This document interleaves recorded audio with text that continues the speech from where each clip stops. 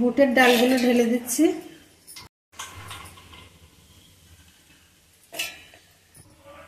শুকনো মরিচ, গোটা জিরা, এগুলো সব এখন আমি একসঙ্গে ব্লেন্ড করে নেব। এগুলো ব্লেন্ড করে আমি একটি পাত্রে উঠিয়ে নিয়েছি। বেটে রাখা ডালের মধ্যে এখন আমি ধনিয়া পাতা কুচি, কাঁচা মরিচ কুচি, পেঁয়াজ কুচি,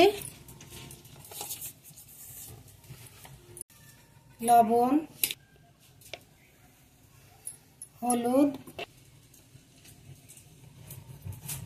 ভাজা মশলা,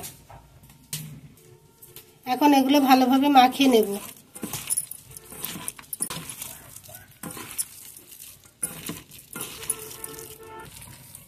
এদিকে আমি কড়াইতে তেল দিয়ে দিয়েছি, তেলটাও গরম হয়ে গেছে। এখন আমি বড়াগুলো একটা একটা করে দিয়ে ভেজে নেব।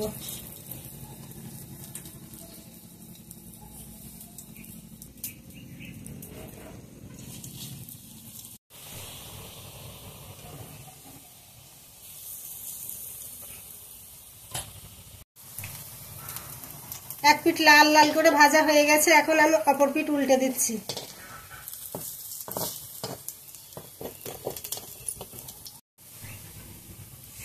বড়াগুলো আমার ভালো করে ভেজে নেওয়া হয়ে গেছে, এখন আমি এগুলো উঠিয়ে নেব।